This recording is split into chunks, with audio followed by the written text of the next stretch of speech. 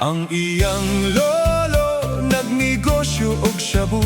Ang iyang lola nagtindag marijuana. Ang iyang papa ecstasy ang tirada. Ug nagrugby sab ang iyang mama.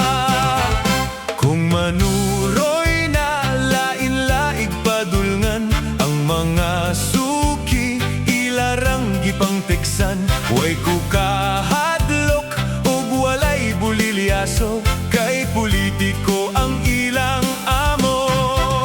Inig pa mauli, unya magkapundok na kining mga adik nga pamilya. Mga silingan na amang ug nabuta, kay libreng bugas madawat nila.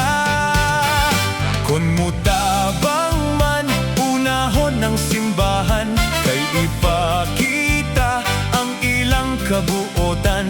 Way mo reklamo kun dunay kalapasan, kay mahadlok nga mabalikan.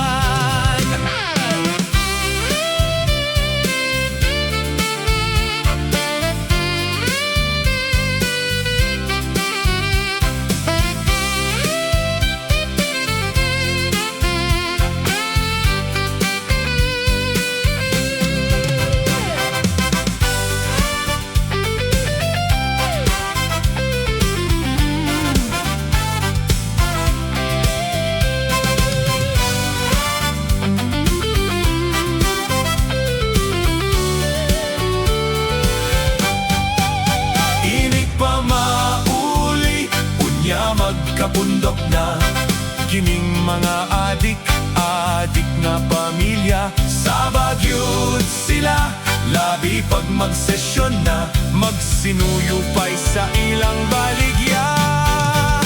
Ug madapan man mapuntas bilanggoan, daling makagawas kay ilang mapiyansahan. Wala madugay ang ilahang kalipay, gipusilog gipang